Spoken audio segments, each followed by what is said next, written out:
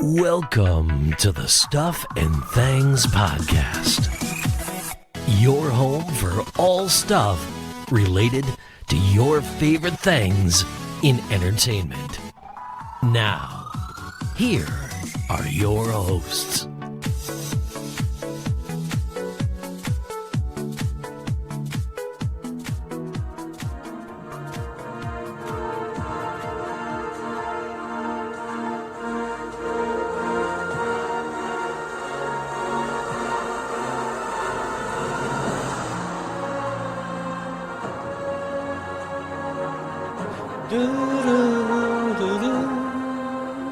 The epic music can mean only one thing. We are back and we're talking Secret Invasion from Marvel. I am Sam.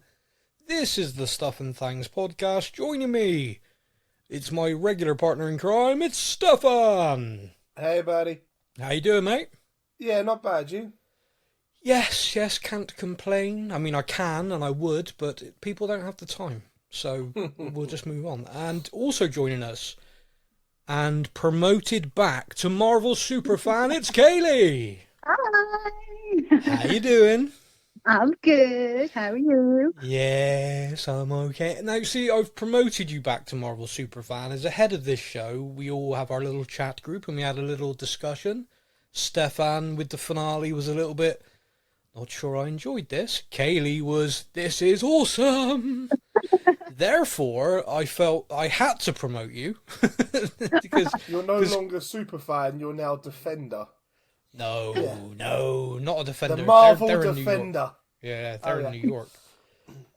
So we got a lot to get through. And what we were chatting about before we started recording, I'm going to continue now, which is, for the very first time, we are a day late. Now, typically we've tried to put this show out Thursdays. The episode comes out Wednesday. We're a day late. Stefan had some complications from his, recent surgery, so we're now day on.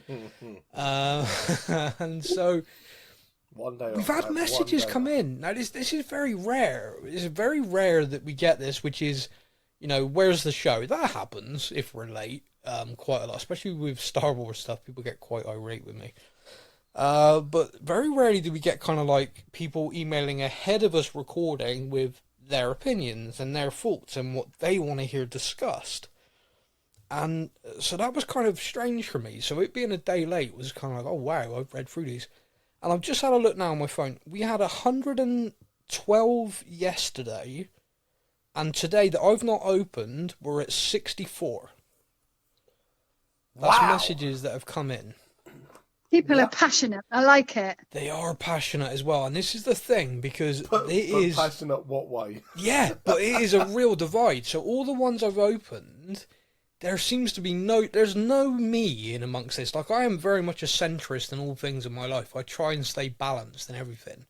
If I don't like something, I go, wasn't for me, but here are the positives from it. If I really love something, it's like, I really love this, but I can understand why people didn't like it because of this. That's me. That's my personality.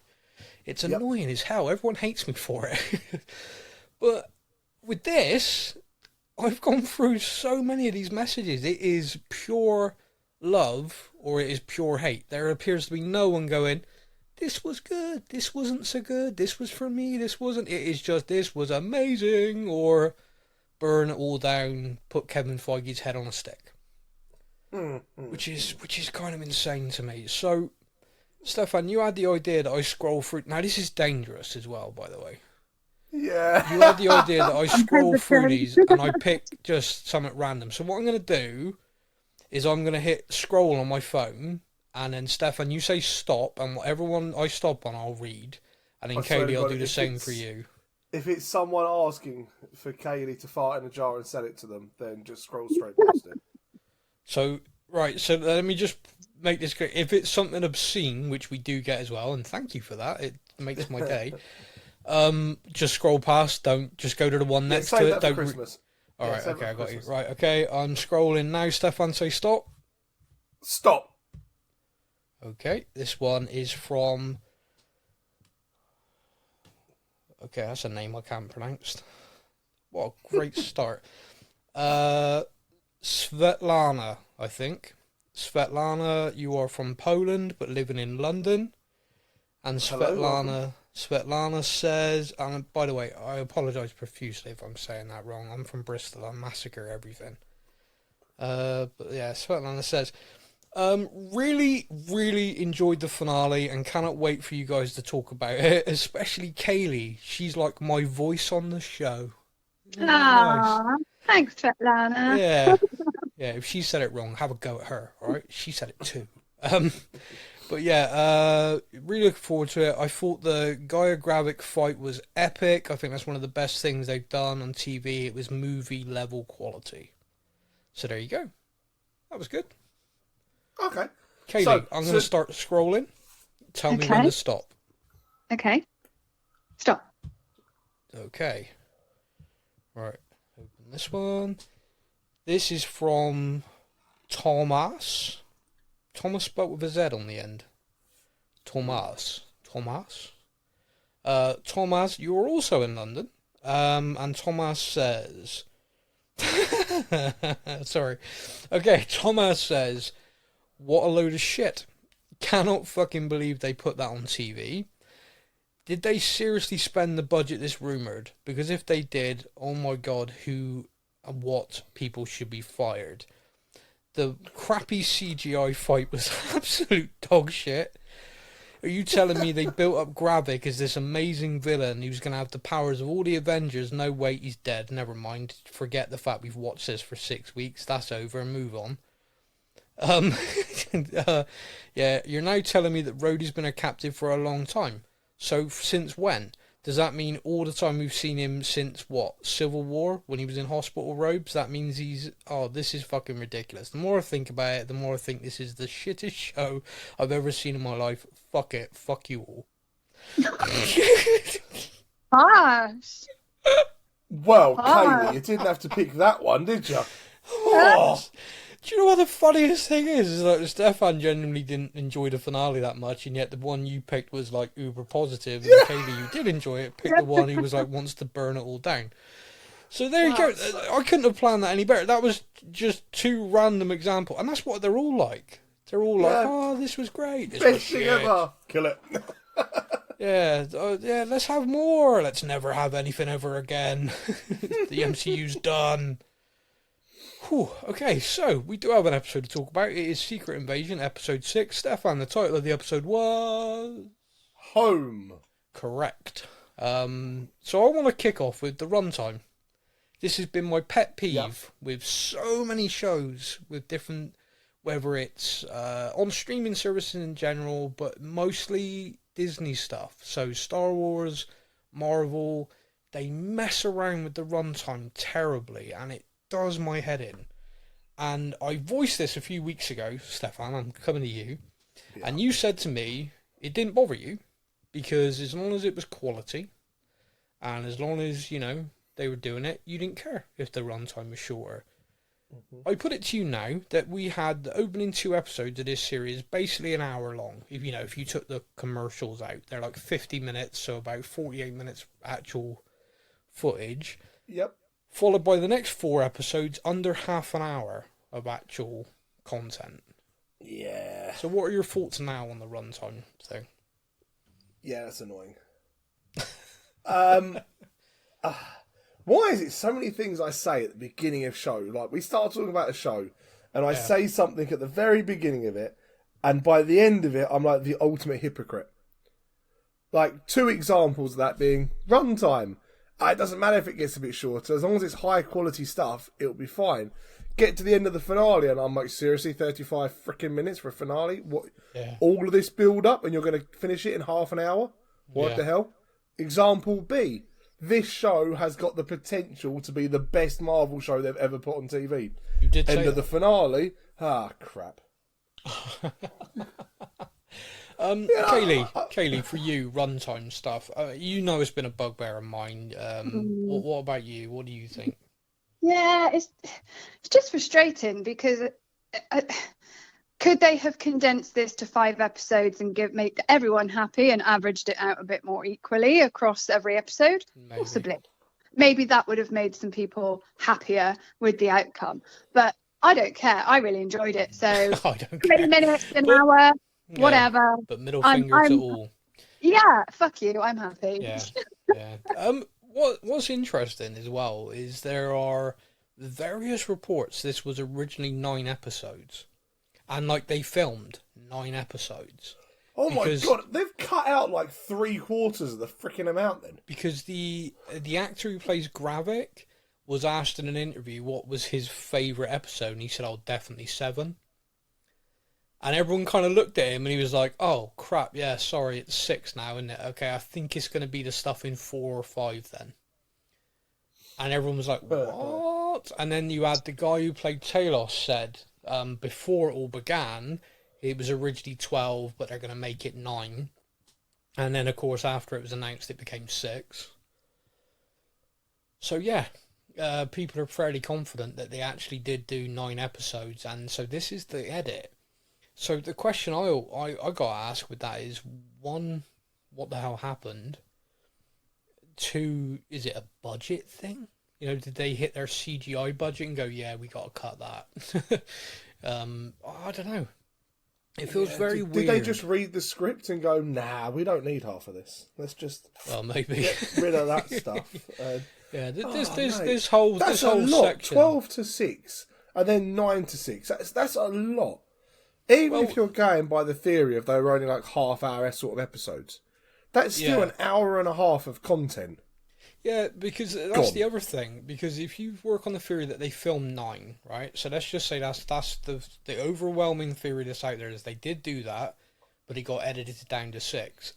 It kind of would explain why the run times got weird and why the first 2 were like double the rest. They basically shoehorned in, okay, well this from this from this, we've edited this, we've now made this one. Did you see what I mean? It's kind of like they re-edited it into 6. That or every episode was actually only 20 minutes long and they've added a little bit on to the last ones. Yeah. Maybe. I don't know. Do you know what? People are so bloody contrary. If you can condense it down, oh, it's too short, they've missed a load of stuff. If it's too long, oh, it's full of filler, it's all dark. Oh, make your mind up. Okay. Me and Kaylee might fall out by the end of this podcast because I haven't even started yet. Yeah. Oh, it's fine. I mean, Kaylee, before yes. this all starts, just know I love you, okay? I'm sorry and Yeah, I love you, but yeah. Well, that ruined it. Fight, for fuck's sake. That's what people tune in for. No, I mean, it's a valid point. You're right. You're never going to please all of the people all of the time. I think the point I was trying to make then, which wasn't so much about bitching about it, it was more just, it's interesting that if you went from 9 episodes filmed to 6, in my head, I would think that would make the 6 episodes an hour. Do you see where I'm going with that, rather than them coming down? And I wonder how much of it is them being restricted by people on the platform rather than Marvel themselves. If they're putting out so much other content, you know, they've only got so much bandwidth, I guess, to be able to put these shows on. I mean, it's I mean, that's also a factor, which possibly a lot of people don't think about. But yeah, so of course the other factor, which I will raise, because there's a lot of stuff at the moment about the way that actors and people who work on stuff are paid from streaming platforms. And a lot of the contracts and stuff that historically are now coming up. And Disney have done something pretty cruel, which is, since Disney Plus launched, because streaming obviously was around before Disney Plus, people who do any sort of acting on a Disney Plus show are paid per episode, and then are paid royalties because they stay on the platform. Mm-hmm. We all know that if Netflix have made something, it's on Netflix for life. Amazon, it's on Amazon for life. Disney, it's on the platform. It's there forever. Yeah. No. So Disney Plus, if made the decision, and Disney as a corporation, that if you make a show, and the example is the Willow series, people didn't like it that much, it didn't get the sort of viewers, the downloads, the streams they wanted, they're deleting it. Yeah, you can't buy it on DVD, you can't get it anywhere, they're literally deleting it. So all of the actors, everyone who on that, who would normally just get paid an annual residual, won't get a damn thing now. And Disney are making the decision, okay, the show cost us this many million, It's going to cost us this every year. We're getting rid of it. We're just deleting it. It's the first streamer, any streamer, to do that. And obviously it's set kind of a worrying thing for a lot of actors, and now there's strikes and the writer strike, etc. And that's another part of it. So I do, again, in my head, 9 episodes. That's 9 lots of residuals going out. We'll cut it to 6. Yeah. I've got no idea. Pure conjecture, but again, it's something I think worthy of note. So let's dive into the actual episode then. Because there's a lot there. And it's kind of a strange thing. I'm gonna come to you in turn, because I feel like it's gonna be kind of like very different opinions on it. But I'm gonna voice sort of different sections. So we see Fury, I'm air quoting, walking in to the reactor to go and meet Gravik. Coughing, spluttering, obviously taking his iodine tablet, struggling because of the radiation.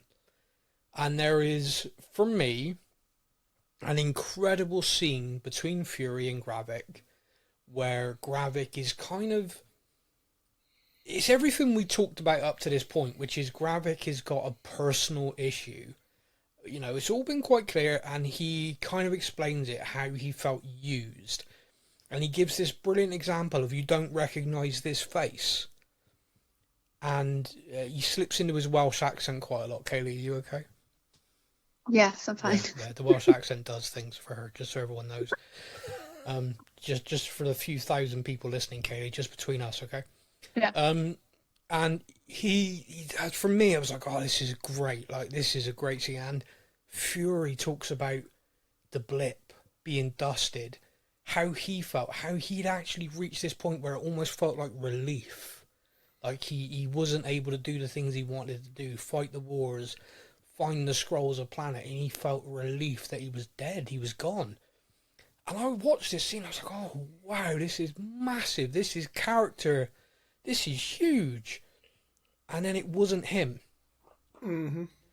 So I was kind of like, oh, hang on. This, like, because I was so into it. I was like, almost just like hanging on every word. 2 very good actors. And then it was like, oh, so all of that was bullshit? Hang on.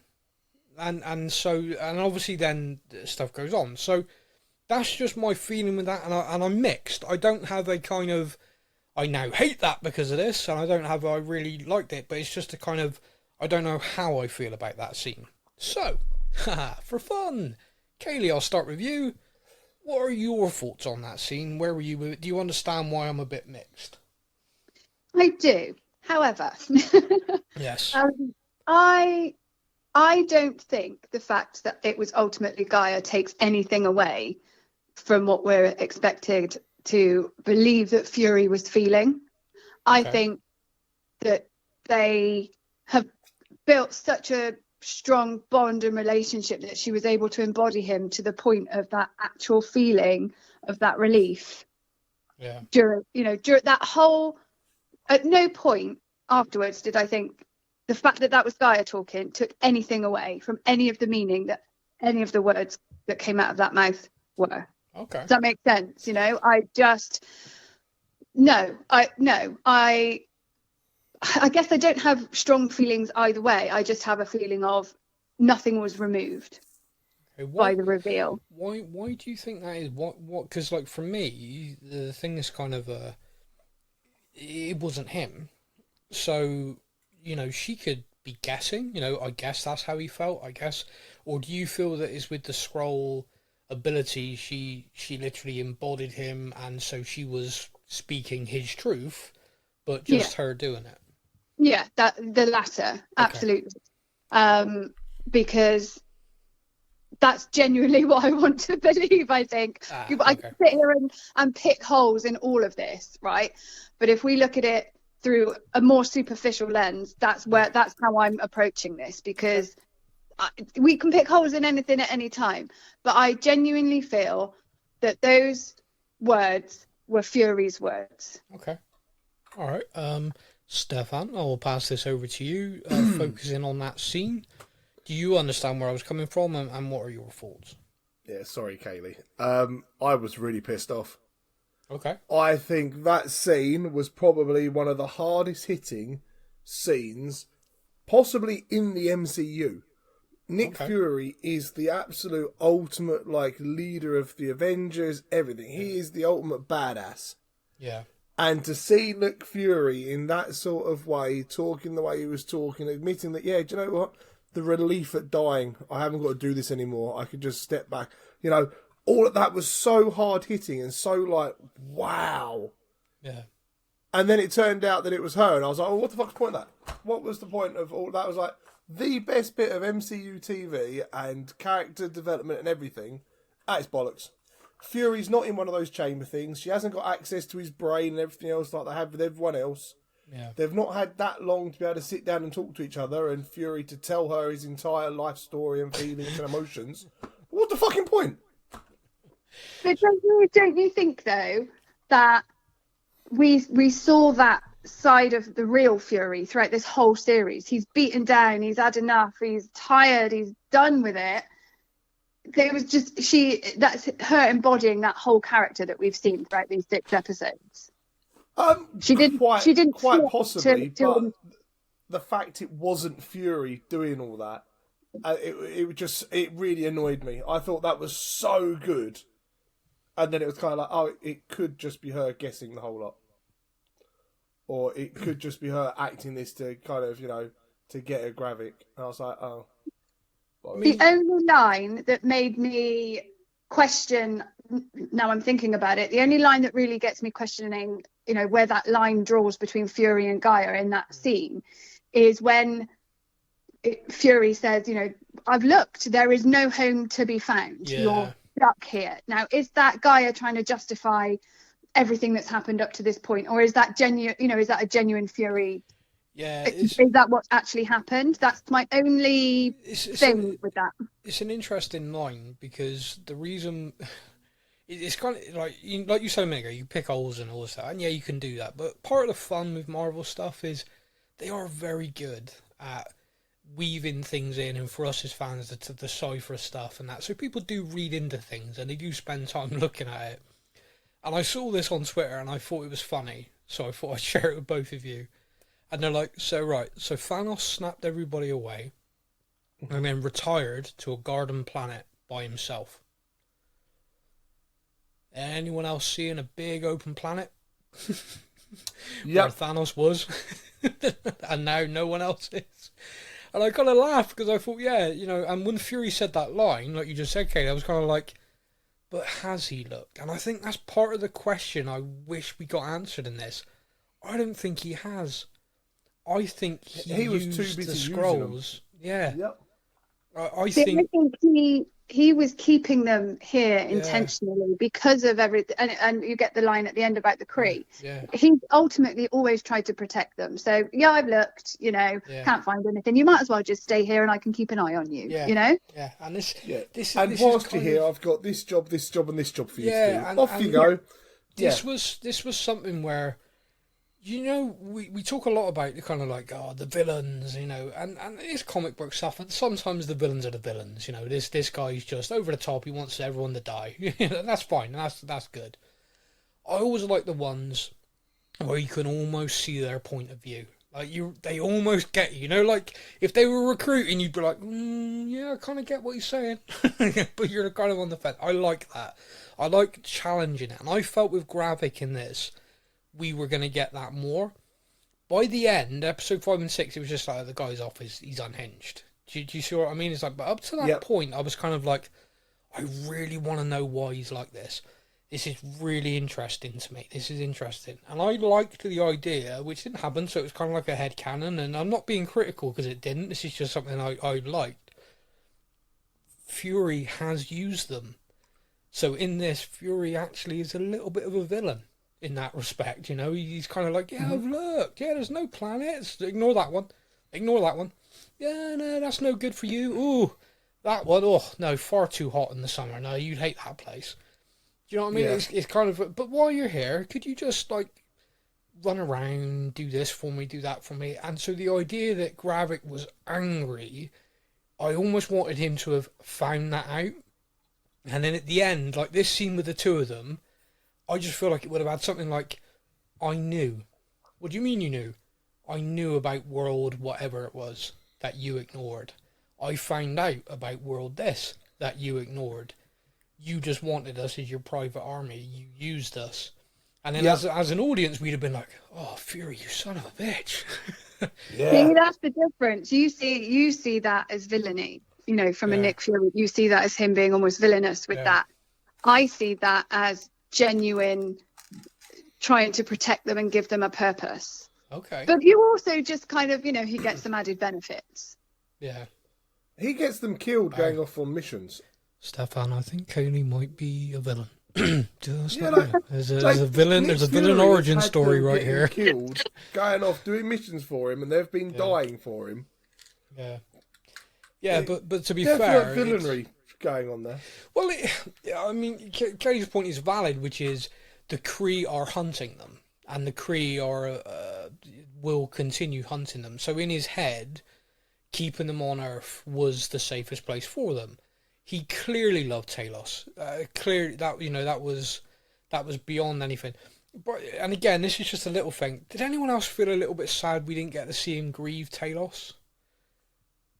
Or is that just me? See, I think that would have nice been maybe some of the stuff that they cut. Yeah, possibly. I know it sounds really stupid because there is a scene, and everyone's seen it in the trailer, where Gaia's screaming next to her father's body, and that obviously didn't make the show, but was in the trailer.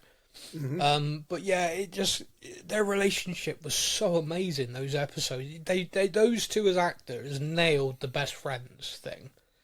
Like, I completely believe that for the last 30 years they've been besties. Do you know what I mean? It's just... Oh, yeah. The dialogue, their interaction, even the level of bickering and falling out was best friends, family almost level. And that kind of, I'm pissed at you right now. I'm going to help you because I love you, but I am pissed at you. And that, they nailed it. So when he died... I completely understood Fury in the moment, getting the president out of there, like, the soldier in him sort of thing.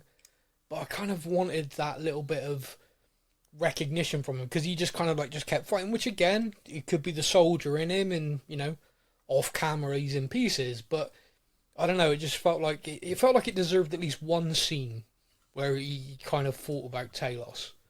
Yeah. But never mind. Again, that's just for me. No, I agree. But again, I think if we'd have had a whole scene dedicated to that, the other half of the audience would go, "Oh, we don't want to see that." Yeah. So yeah. that's no the one kind got of thing, shot for 10 minutes. Yeah, because there's no action, and it's all it's all a bit touchy feely. The other half of the people would have been going, "Oh, I love this." I would have liked that. Yeah. But the other half would have gone, "Oh, blow stuff up." So yes, Stefan. Yes, Stefan. I don't need stuff blowing up. Like, I don't need. You also enjoy sex scenes. Come on.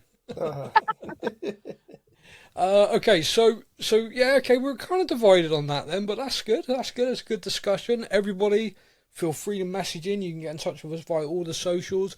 And if you want to have this chat with any of us in real time, you can join our Discord. There's basically hardly anyone on there because Stefan keeps upsetting people when they leave.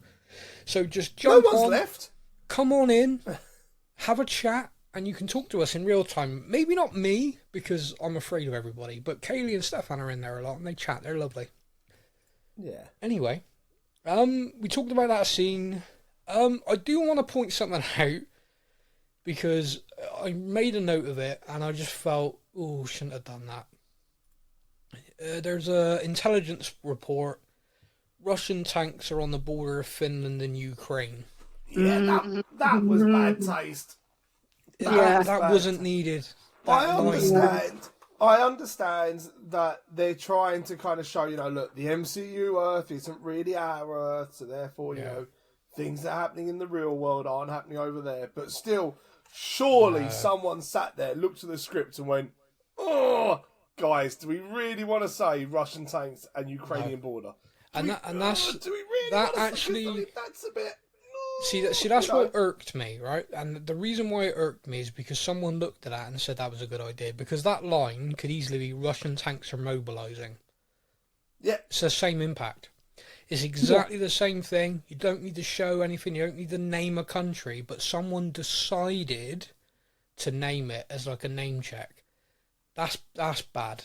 There's no reason for that beyond look at me being all edgy. Nah, fuck off. It's very limited self-awareness there, isn't there? Yeah, I kind of want it to get called out.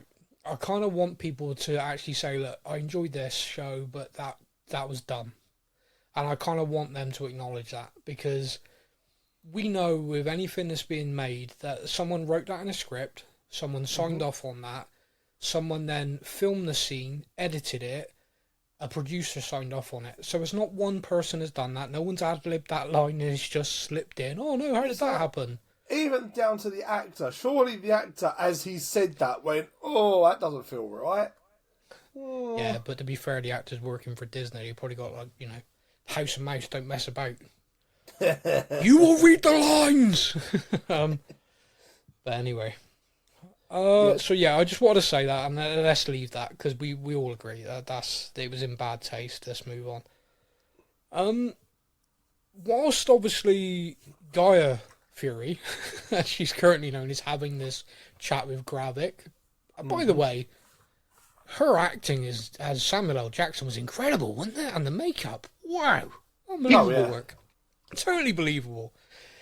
The real Nick Fury, however, is working with Sonya Falsworth to storm the hospital where the president is and confront Skrull Rhodey. First of all, Sonya Falsworth is probably my favourite character in the MCU now. just so I must say, I do genuinely believe Olivia Coleman single-handedly rescued this show from, like, the ratings that it's been given online are bad. I think if you took Olivia Coleman out of this, those ratings would be a hell of a lot worse. Her acting and her portrayal of Sonya, I think, has genuinely saved this from being car crash TV. Yeah, I wouldn't go that far, but I loved her. Her character's brilliant. Olivia Colman's fantastic. I've seen Olivia Colman play some dramatic, incredible roles. I've seen her in Hot Fuzz, which is just hilarious. Like a bit of girl on girl, and a lot of people don't even realise that's her, by the way. That's an Oscar winner in that film. But in this, again, her ability to play that, what we'd all kind of look at, especially British people, go, yeah, that's the kind of British stiff upper lip, MI6, MI5, that's the kind of idea we have in our heads of these people. And the sheer savagery and calmness in everything she does. But she rings Skrull Rhodey like, oh, Fury's coming, he's lost his mind, he's going to kill everybody, including the president, and da-da-da-da. And Fury and her just work their way through the security detail, drugging them. I'm guessing it's because they're not sure. Skrull are human, we're not sure, we're going to dart them and, you know, figure out afterwards. Mm-hmm. So they work their way through it, they confront it, you got the president there in the bed, and then you've got Skrull Rhodey. So, again, this scene, I'm going to come to you both. Stefan, I'm going to start with you. Me and you discussed last week about how when Fury was saying to the president, don't trust Colonel Rhodes, we were like, oh, that can't be throwaway, it can't be throwaway. It appears it was. And because in this scene, I was expecting, because the president gets a gun, and in this scene I was expecting him to turn it on Rhodey. Like, oh, you know, I'm suspicious of you, like, cut your hand. Do you know what I mean? Like prove you're not a Skrull. Something. Yeah. I don't know. I just kept thinking that was going to happen, and then Rhodey obviously went for the gun, and Fury shot him in the head, and blood was purple. So, you know, that kind of settled that debate, and the president was like, holy shit, give me the phone, I'll call off the airstrike. So that all kind of happened. What were your thoughts on this scene from Fury and Falsworth, and then obviously that confrontation? What did you think? I loved the whole, like the Sonya behind the door. Fury's gone mad, he's shooting everyone, move the president. Such a good, like, that was a setup. And then them obviously working their way through the hospital was fantastic. Meeting up with Rhodey and the president, I'm the same as you. I'm like, come on, Mr. President, let's just, you know, I heard what you said, Nick, I don't trust him, or something like that. No. Yeah. It was just the president was a bit of a dick. Like, from what follows on afterwards, but yeah, the whole Nick then shooting him in the purple blood and him calling off the strike, brilliant. Okay, he's now seen it, but there was no I think I messaged you on WhatsApp about this. There was no obvious explanation between Fury and Sonya towards the president of like catching him up on what had happened. Yeah. You know, I feel like there should have been something there with them going, yeah, he was a bad one, but luckily for you, there is like a million good ones out there, so we're okay. Well, see, you messaged me on WhatsApp and I said to you I didn't agree with you, and we discussed on the show. So your point on this, and Kaylee, I will bring you in a second. Your point on this was that you felt that happened there, and then the next thing we know is the president's leading a war on Skrulls. He's angry. He's like, I want them all dead. They are all enemy combatants. It felt very much like he'd just watched the X-Men movie before like writing this, because it was like, oh, wait a minute. All mutants are bad. Kill all mutants. Just change mutants for Skrull. Ah, there we go. Right, okay, so I'll pause there, because I do have a counterpoint to that. But Kaylee, I want to bring you in. What are your thoughts on that scene with the president, Sonya thing, and obviously then the president's reaction afterwards? Well, I thought it was hilarious. Sonya peering through the door. It was just, I love that. She is brilliant. Yeah, a comic relief moment, I think, in what we knew was going to be, well, I thought was going to be a bit more of a bloodbath, to be honest. Yeah. I hadn't actually clocked that it was, what's the word? It depends what you're talking about. It's very difficult, and I don't know. Dark ones? No, so that they were knocking them out, not cheating them. Yeah. I hadn't clocked that until you just said it, but now it's very clear and makes absolute sense. In terms of missing the whole catching him up conversation, I kind of just assumed, until he obviously went a bit nuclear, that he was a nicer guy, you know, and would just naturally see the good in these people, and there's just a few bad eggs, and that's what I'm hoping. But I didn't kill him, so there's a win. I just turned him into a dick. So your curse struck, but in a different way. In a different way. But I think this was your character that you refused to yeah. More proof he didn't listen to the show we did ourselves, by the way. Exactly. But I think the whole kind of the dialogue, the to and fro-in between the three of them, you know, and the pure kind of, you could see the fear in his face. Yeah. What the hell is going on? Who do I believe? As far as he's concerned, Rhodey is his right-hand man, and the idea that he was a Skrull is ridiculous, you know. But Nick Fury is a bit of a loose cannon. We all know this, so I'm, you know, hedging my bets. You know, what do I do? So Absolutely. I thought that was done quite well. You know, I said this kind of Mexican standoff almost. Yeah. Okay. And it was a bit of a moment when he pulled the trigger at Rhodey. Yeah. I wasn't expecting it to happen that quick. I thought we were going to get a lot more. I kind of like that though. I kind of like that he was like, he was a Skrull. Shit. Oh, yeah. If they hadn't swapped back, because that'd have been a lot worse. Oh God, yeah. Imagine Clara up the wall and Nick just standing there going, oh, awkward. Yeah. Shit. Yeah. So that one was real. Sorry, Mr. President. So here we go, and this is where I'm going to get murdered, but screw it. It's what I'm thinking. It's my show. So I'm going to say something to both of you now, and then you'll know exactly where I'm going. And hopefully, I believe, once again, the Skrulls and the storyline, like with many things across MCU and all media, is a little bit of a mirror to the real world. A little bit of kind of like a, you know, we're showing you this as a bit of an example. So if I say the words "not all Skrulls," suddenly you're going to realise why the president's doing what he's doing. Absolutely. You've got in this world right now a situation, just one example, so many, but let's say Islamic terrorism. Are all people of that faith terrorists? Absolutely not. However, do a lot of the world treat all people of that faith as terrorists? Yes, they do. Mm-hmm. So, if we now take this as, you know, the MCU tries to portray it, it's not the real Earth, but we do try and portray it as grounded in realism as possible, with lots of unreal stuff happening.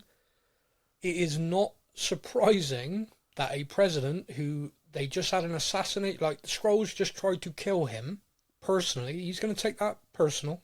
It is not surprising to me in the least that he goes nuclear. And it doesn't matter what Fury says. It doesn't matter what anybody says. As far as he's concerned, a race of alien shapeshifters can walk into his office and shoot him at any moment. So therefore, they gotta go. And it is a nuclear option, but when I looked at it, that's kind of exactly what had happened. Look at the 9/11 terror attacks. What happened after that? The USA declared war on countries. It was individuals that did that, but they went to war with whole nations. True. It is a very, very, dare I say, standard human response to something like this, and it just kind of held a mirror up to it, in my opinion. No, so there you go. I've said that. I haven't seen it will that way, get. I will get a lot of crap for that. So you two can either stay quiet, which I wouldn't blame you on at all, because at the moment it's just me. But what do you think? Do you think I'm way off base, or do you think perhaps that's what they were going for? I think they will email you, not me. So yeah, They will. I hadn't looked at it that way until you just said it. But now you've said it, Yeah. it does, especially for an American president, that does seem very much the kind of logical On way brand. they would go. Yeah. Kaylee, do you want to stay quiet on this, or do you want to jump in? No, I won't it's blame fine. you. I mean, I saw it straight away, and it really annoyed me, but perhaps for a slightly different reason. Okay. So I will watch Marvel shows. I'll watch any kind of show because I want to get away from actual reality. Escapism, yeah. Yep. To politicize a show like Marvel in that way, it's really off-putting, actually. Yeah. Like, they could have done it in a completely different way, in my opinion. But to go to that, as you say, kind of natural human reaction, like, I get it, but why? You know, there's so many other different paths they could have taken with that. You know, we need to weed out the bad ones, or, you know, make it a positive. You know, we know not all are bad. So let's find the bad. You know, there's so many different ways they could have gone with it, and it really does piss me off when Marvel try and get a political statement into stuff all the time. I do just want to say as well, which is another just fun theory I had. What if the president's actually a Skrull? Think about it for a moment. Gravik wasn't working alone. He had a team of people who were absolute devoted to causing the chaos. Rhodey was a Skrull advising the president, etc. But that doesn't mean that whilst the president was hurt, he wasn't swapped out. Just he didn't have purple blood though, did he? When he cut his hair? No, it's fine. I'm just talking about now in the hospital bed, or since the hospital launching this war. Could you imagine a better recruitment message for a Skrull rebellion than being hunted? Very true. Yeah, anyway, just another little thing to throw out there. It was madness. So I want to talk about the Gaia versus Gravik fight. Gaia, as Fury hands over the harvest, we see a little computer screen listing all of the different superheroes and villains' powers, and it was kind of like, wow, that's a lot. Just going to slow that down to 1/5 speed to read them all, but holy crap. Yeah. Fury is in the machine. Gravik obviously thinks because he's human, this machine won't do anything to him. Little does he know, it's not actually Fury, and it's Gaia, and therefore doing this is turning them both into super duper awesome Super Skrulls. And they fight. Okay, so now I thought Gravik left Fury in there to kill him. I thought it'd be an overload and it would just kill Fury off. I think that's what he had in his mind as well. I think he was like, haha, this machine's about to turn me into the most powerful being in the world, and it's going to kill you. Win-win. I think, and then obviously, you know, it becomes Gaia and Super Gaia versus Super Gravik, and we have this massive fight. So, 2 parts to this. We're going to do the first part for me, which is the actual fight between the two. There's some dialogue, there's actual epic kind of powers on show. So just superhero focusing. landing. Yeah, my favourite TikTok, and it's not done that well. I was so proud of that. But anyway, so there's a fight between Guy and Gravik, focusing purely on the fight, only the fight. What did you think, Stefan? Did you enjoy it? As a fight scene, it was movie level. Like Yeah, that email we got at the beginning, it was a movie level. My only thing, so they had all these special powers. Yeah. The only bit for me was kind of a little bit like, how did they know how to use them all? The same way a Skrull knows how to take someone's ability and talk like them and everything. I think it's in their ability. In there because the only bit was when she became like the Mantis ability, the sleep. Yeah. In my head, I was just like, how the hell did she know that was the ability? Yeah. But like again, you say, yeah, if they can copy everything else and Yeah. it makes sense, they can kind of Yeah. do that. So I But yeah. think that's why they are able to do this. That's why this machine enables them to do it, and Yeah, sort of but like yeah, taking the as a, Skrull's natural ability and enhancing it seriously.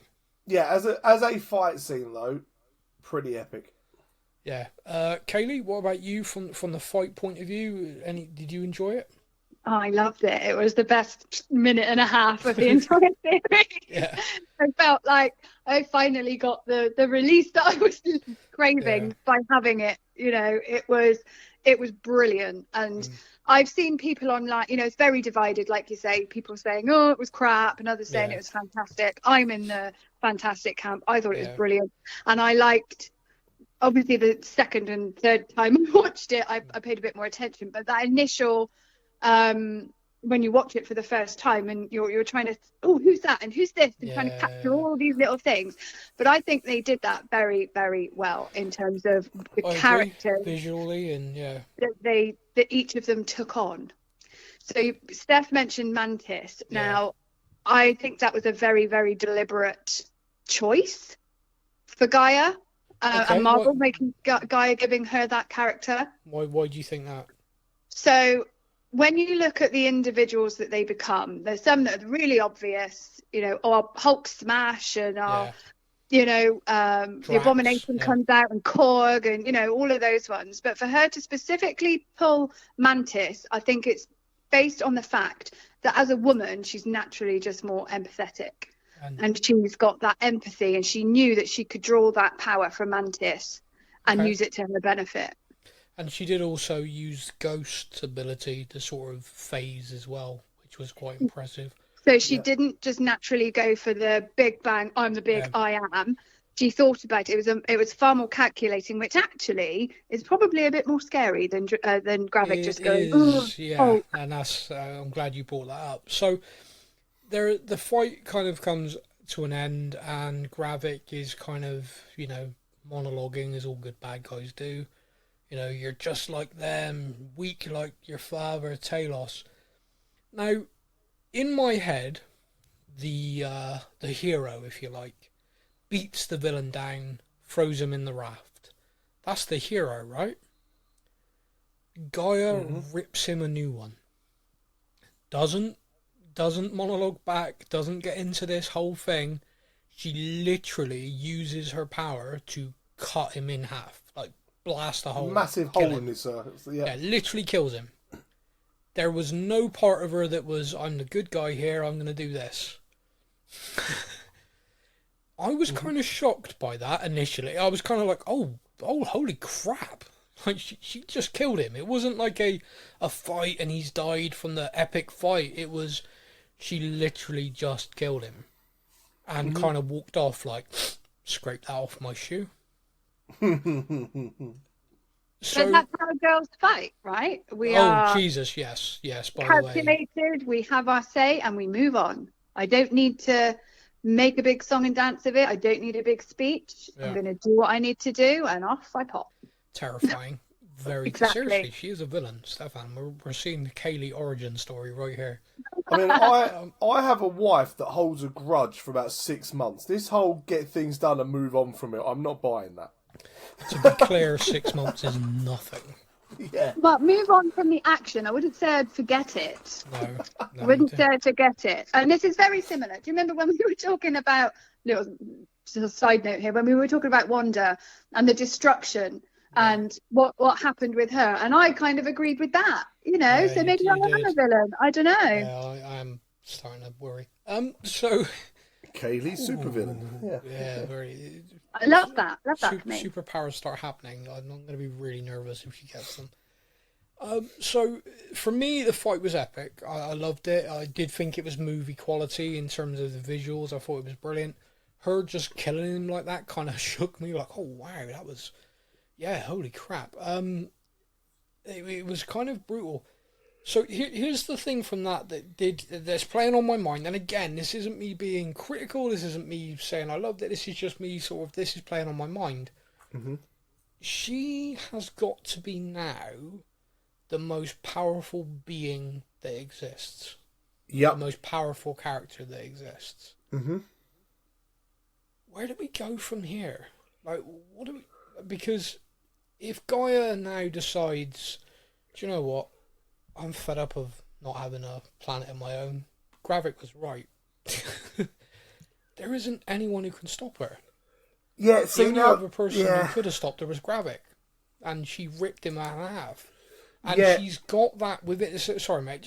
She's got that within it. This is my point, which is, you could say like all of the Avengers could come, all of the Avengers and everything, and perhaps they could outnumber her, outpower her, and everything, but we've seen with the way she dealt with Gravik, she would literally just blast through their chest. She would literally Carol Danvers her way through an entire armada.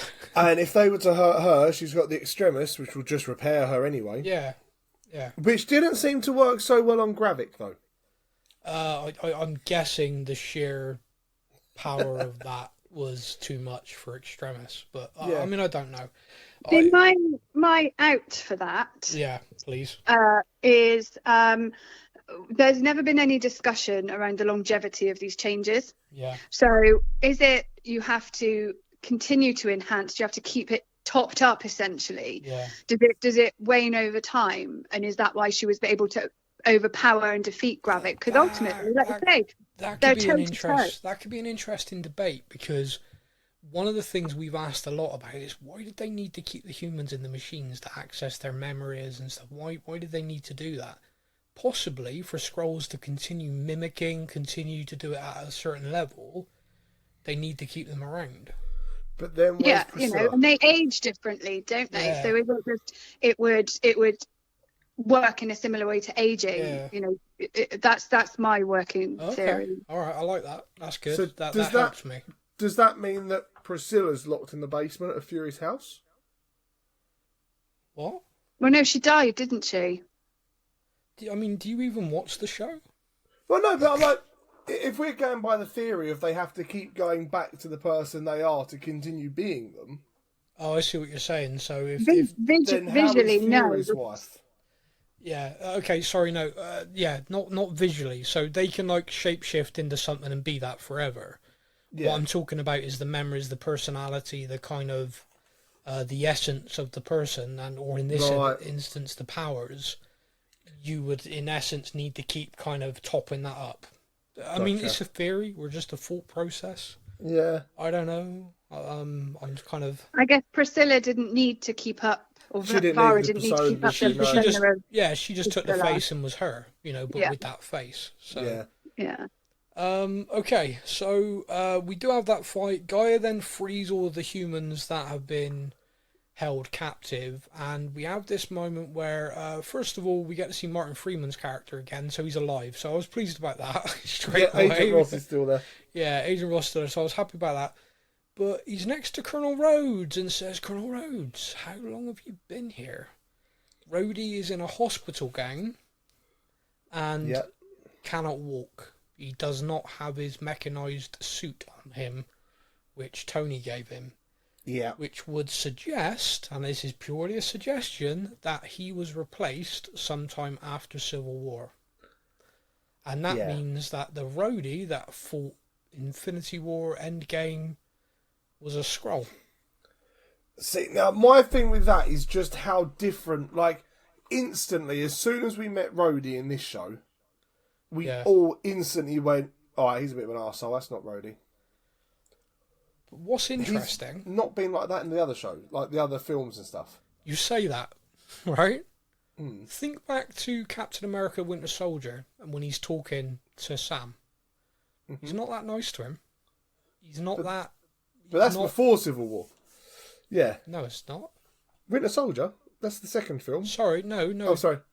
The series, the TV series. Oh, sorry. Yeah, no, sorry. Falcon and the Winter Soldier, sorry. Yeah, sorry. Yeah. He ain't that nice to him. Think No, back that's to true. Infinity War and how he says he'd deal with the Thanos situation. Find baby Thanos. Put a rope round his neck. That's true.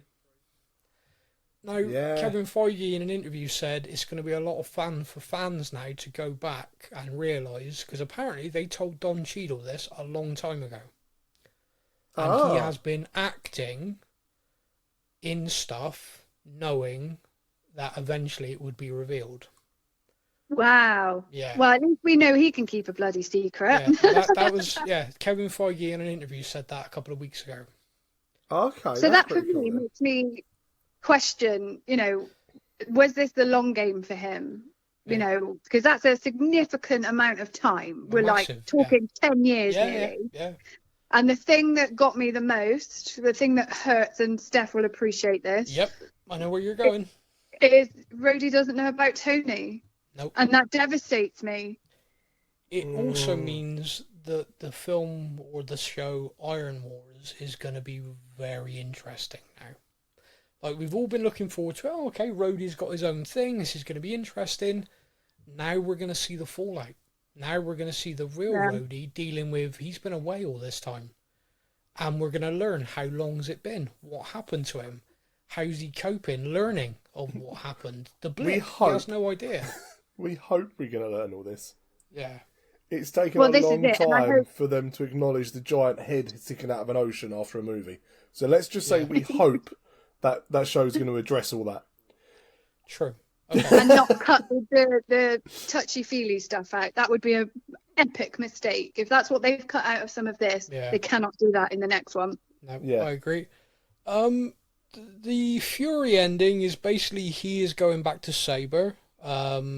Basically, it's kind of like a perfect symmetry to the show starting, where he comes back down to Earth. He's now going back up, and his wife is going with him, and she transforms into her Skrull self, and he plants a kiss on her alien ass.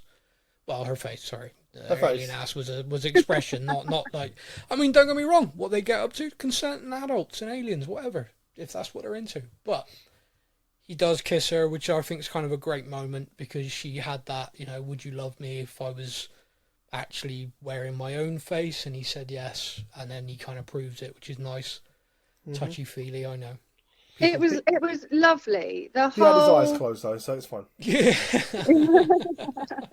That whole scene was lovely, and it might have been because I was just tired and emotional anyway, but I did have a little well in my eye. Oh, it was so nice, and I was honestly, and I think that's what made this series and this episode why I feel so passionately about it. I'm so happy that they had that moment because I felt for Vara the whole way through this series and for Fury. Yeah. And so for it to end like that just makes my little emotional heart very happy. You were happy. Okay, well that's nice. And it kind of takes us into the Marvels movie, because we know the Marvels movie, he is up on Saber, and it would appear that that storyline is going to be from this, which is the Kree Peace Summit. So that will lead into the Marvels movie, so that's good. I like that it's linking in. It got that little bit of time, which we were kind of questioning in the last kind of episodes. Yeah. Where is it all going to tie in? So now we kind of know. Now, another thing I think is going to tie into another movie is Sonya recruiting Gaia, and does it in the most British way possible. Oh no, we're not going to have love and friendship. I'm going to use you, you're going to use me, and it's all going to work out. Yeah. They're terribly British. Terribly British. I'm like, oh God, no, we're not going to be friends. Ugh, heaven to bed. But we're going to use each other, but we're going to use each other in a good way. Yeah.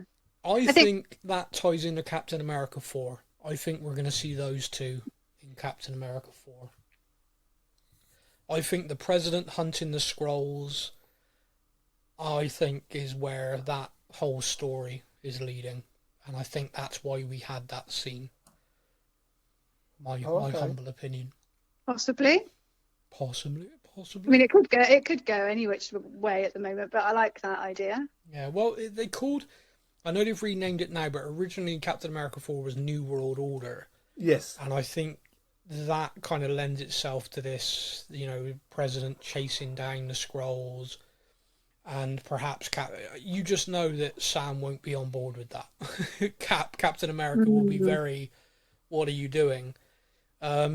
So that's going to be interesting, and it could be a very interesting show. And I think Sonya appearing, I mean, I'm kind of just hoping Sonya appears in that because love that character. And I think the way they did that, the Sonya and Guy walking off together, it could just be a perfect ending. The two of them walking off into the sunset and all of us go, oh, that was nice. Good end to their characters. But I think it's walking off together to do stuff, and it could be interesting. I mean, it'd be very remiss of them just to get, those two characters, we never see them again, because the feedback and the joy that they have brought to everyone throughout this series, it's not a one-hit wonder for me. Absolutely not. Oh, yeah. Olivia Coleman's agent sat there going, I'm in the money. Rubbing his hands together. But anyway, so that is all my notes. Stefan, was there any other points or anything you want to make about the show, the series? The only thing for me was... It kind of felt that last scene with Sonya and Guy felt a little bit strange for me. Bearing in mind, this whole show has been Gravik kicking off about the fact that Fury used all the Skrulls. Yeah. And then we kind of end the very end of the series is Gaia, the Super Skrull, about to be used by Sonya. It just kind of felt, there was a little part of me that just went, it's gone kind of full circle, but not in a good kind of way. Well, that was kind of why she said it, wasn't it? They're not going full circle, because Gaia said herself, this has happened before and it didn't end well, and she's like, well, we're going to leave love and friendship out of it. Yeah, it just felt a little bit strange. That's all. Just like bearing in mind that's what the whole show had been about. It just seemed a bit odd. Well, but apart from that, I think you got the fact that Talos and Fury loved each other like brothers and family, and these two are going to be purely business arrangement. Yeah. So Fury was blind to the fact that Talos brought 1 million Skrulls to Earth, and vice versa. Talos was blind to the fact that Fury was using them for longer, and probably if they'd had a conversation earlier, it could have been resolved without it getting to the Gravik level. Yeah. And I felt that's what Sonya was trying to say. Like, me and you are going to be business. So if you've got an issue, you're going to raise it. You're not going to be like, no, I don't want to upset my mate. Yeah, I get you. It's kind of like, I'm going to use you, you're going to use me, and we're both good. We're going to benefit from it. Kaylee, what about your good self? No, I don't think so. There's a few moments throughout the episode that kind of hit in a slightly different way. The one thing, if I've got any criticism, and I don't know if it's a criticism or a question, head scratch moment, what have I missed? I'm clutching my pearls here, come on. Yeah, is how and why did we get to the point of the Kree being ready for peace talks by just getting that throwaway line from Fury at the end?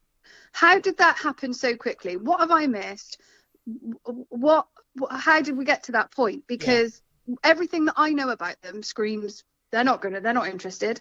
This is never going to happen. So what the frick happened for them to just suddenly be, oh, hey, yeah, we'll have a chat. Come and have a brew. Well, now, for me, if I can ask that quickly, Sam, for me, that ties into me the whole thing of Nick Fury never actually tried to get them anywhere. Like, it kind of plays into that canon of Fury's had them on Earth for 30 years doing his bidding, and hasn't ever actually tried to get them off their planet, because now that we're suddenly at a situation where Fury's like, oh shit, I gotta get these guys away quick. He can make one phone call and the Kree are like, all right, we'll talk about it, we'll see. Like, he could have done that 30 years ago, but he never wanted to because, he had too much stuff he needed his super guys doing for him. Yeah. I think, again, slightly different opinion to that. I think it's a line to tie us to the Marvels movie, and I think 100%. I think this will be greater explained in that. But if I was just to create a kind of headcanon myself, over the last 30 years, you can only imagine that Carol Danvers has been a massive thorn to the Kree. And for them to suddenly want peace talks might be less about, do you know what, we're going to be buddies now, but more, all right, fine, we're going to talk peace because we want her to leave us alone. Like, you know, every time we do anything, she rocks up. And, you know, all right, fine, the Skrulls can have their planet back, they can live there in peace, just tell her to stop kicking our ass. Yeah. And you know, you don't know. We don't know.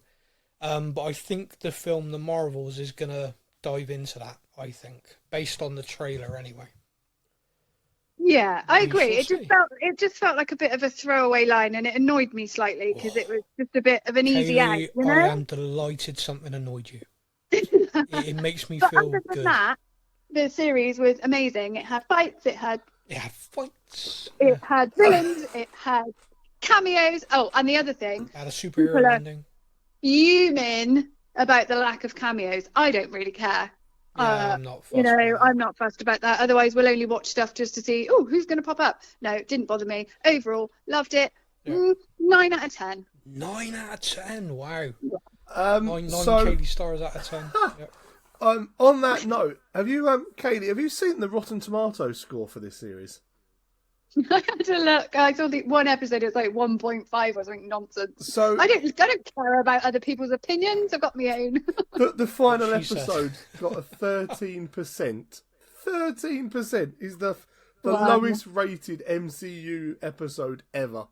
That finale was, according to Rotten Tomato. But Wow. on the plus side, Kaylee gave it 9 out of 10, so that's all that matters. Exactly.